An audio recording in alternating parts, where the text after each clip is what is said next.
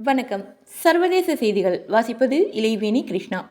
மருத்துவமனை தீ விபத்தில் உயிர் இழந்தவர்களுக்கு ஸ்பெயின் பிரதமர் இரங்கல். ஸ்பெயின் மருத்துவமனையில் ஏற்பட்ட தீ விபத்தில் உயிரிழந்தவர்களுக்கு ஸ்பெயின் பிரதமர் உட்பட பலரும் இரங்கல் தெரிவித்துள்ளனர். ஸ்பெயினில் சரகோசாவில் உள்ள முதியோர் இல்லத்தில் வெள்ளிக்கிழமை அதிகாலையில் தீ விபத்து ஏற்பட்டது. தீ விபத்து ஏற்பட்டவுடன் தீயணைப்பு துறையினருக்கு தகவல் தெரிவிக்கப்பட்டு அவர்கள் சம்பவ இடத்துக்கு விரைந்து தீயை அணைக்கும் முயற்சியில் ஈடுபட்டனர். நீண்ட நேர போராட்டத்துக்கு பின்னர் தீ அணைக்கப்பட்டும் மருத்துவமனைக்குள் இருந்த 10 பேர் பலியாகினர். தீ விபத்தை அடுத்து உள்ளிருந்தவர்கள் வெளியேற்றப்பட்டனர். இதனையடுத்து தீ விபத்தில் உயிரிழந்தவர்களுக்கு ஸ்பெயின் பிரதமர் உட்பட பலரும் இரங்கலும் அவர்களின் குடும்பங்களுக்கு ஆறுதலும் தெரிவித்தனர். மேலும் அரசு நிகழ்ச்சிகளும் இன்று ஒரு நாள் ரத்து செய்யப்பட்டது. சமீபத்தில் ஸ்பெயினில் உள்ள வலன்சியாவில் ஏற்பட்ட திடீர் வெள்ளத்தில் சுமார் 200 பேர் வரையில் பலியாகி இருந்தனர். ஆயிரக்கணக்கானோர் வீடுகளை இழந்தனர். இந்த நிலையில் சரகோசாவில் ஏற்பட்ட தீ விபத்து மேலும் அதிர்ச்சியை உண்டாக்கியுள்ளது. இந்துக்களுக்கு மட்டன் பீர் மன்னிப்பு கோரிய பிரிட்டன் பிரதமர் அலுவலகம். தீபாவளி பண்டிகை விருந்தில் இந்துக்களுக்கு மட்டன் பீர் வழங்கப்பட்டதற்கு பிரிட்டன் பிரதமர் அலுவலகம் மன்னிப்பு கோரியுள்ளது. கடந்த மாதம் தீபாவளியை ஒட்டி பிரிட்டனில் அக்டோபர் 29ஆம் தேதியில் பிரதமர் விருந்து மாளிகையில் பிரிட்டிஷ் இந்துக்களுக்கு விருந்து அளிக்கப்பட்டது. இந்த விருந்தில் இந்துத்துவ தலைவர்கள் உட்பட அரசியல் தலைவர்களும் கலந்து கொண்டனர். இந்த நிலையில் இந்து பண்டிகை விருந்தில் மதுவும் மாமிசமும் அளிக்கப்பட்டது பலருக்கும் அதிர்ச்சியை ஏற்படுத்தியுள்ளது. இந்த சம்பவம் நடந்து 2 வாரங்கள் ஆன போதிலும் இதுகுறித்து பிரிட்டன் பிரதமர் எந்தவிதமான பதிலும் அளிக்காமல் இருந்தார். இந்த நிலையில் தீபாவளி பண்டிகை விருந்தில் இந்துக்களுக்கு மது மாமிசம் வழங்கியதற்கு பிரதமர் அலுவலகம் வெள்ளிக்கிழமையில் அதாவது இன்று மன்னிப்பு கோரியுள்ளது. இனிமேல் இதுபோன்ற தவறுகள் நடக்காது என்று உறுதியளித்துள்ளனர். தீபாவளி விருந்து இரவு உணவு அட்டவணையில் மட்டன் பீர் ஒயின் முதலானவை இருந்ததாக சில பிரிட்டிஷ் இந்துக்கள் கூறினர்.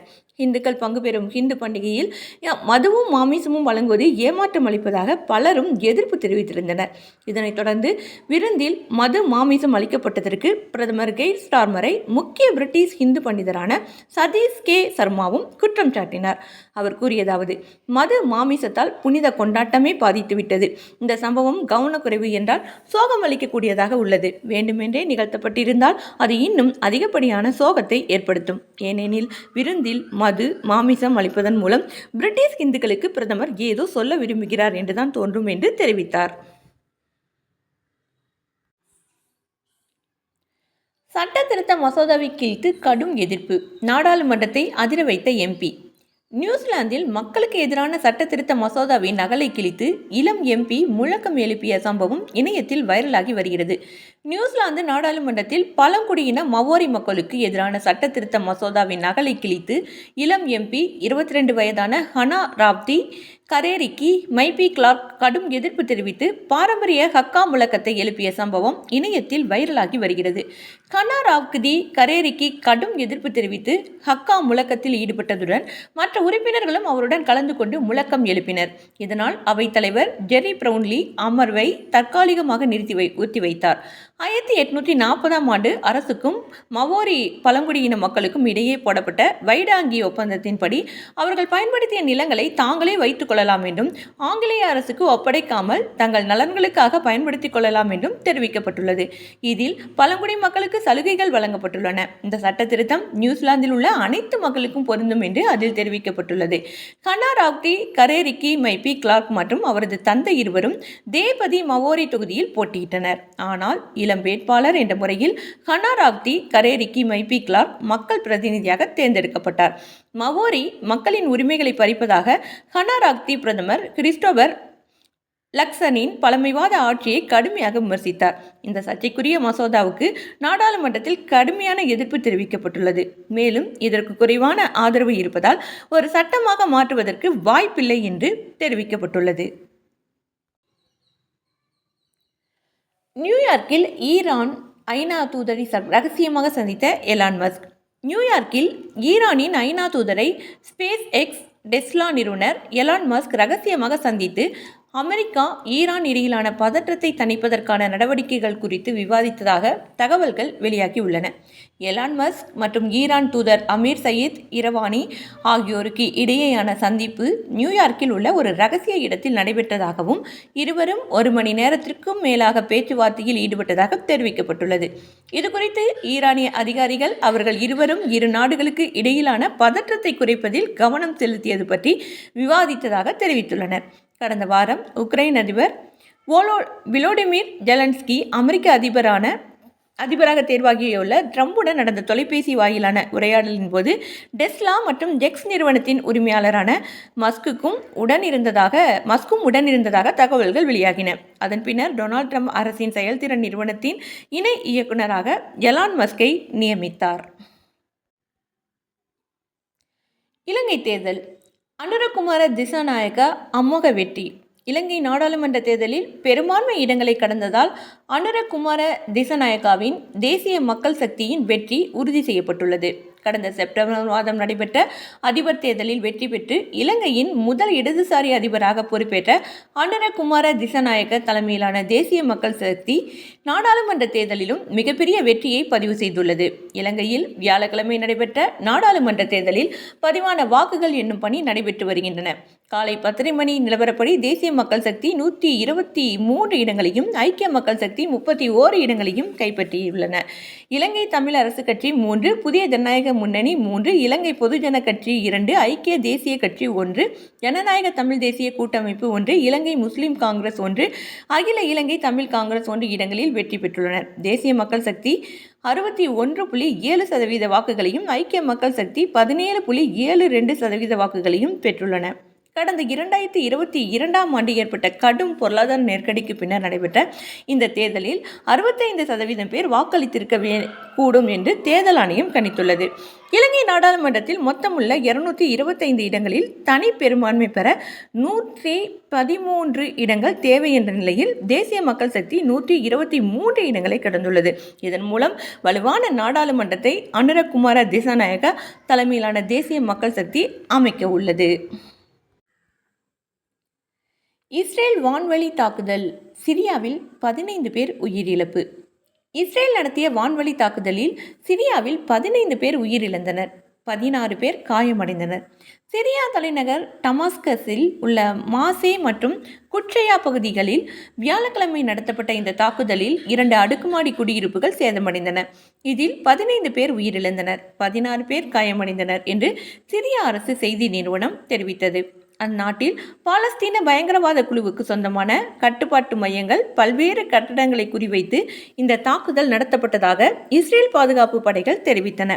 டமாஸ்கஸில் பாலஸ்தீன குழுக்களின் பிரதிநிதிகளை ஈரான் தலைமை மதகுரு அலி கமேனியின் ஆலோசகர் அலி லரிஜானி சந்திக்க இருந்த நிலையில் இந்த தாக்குதல் நடத்தப்பட்டுள்ளது.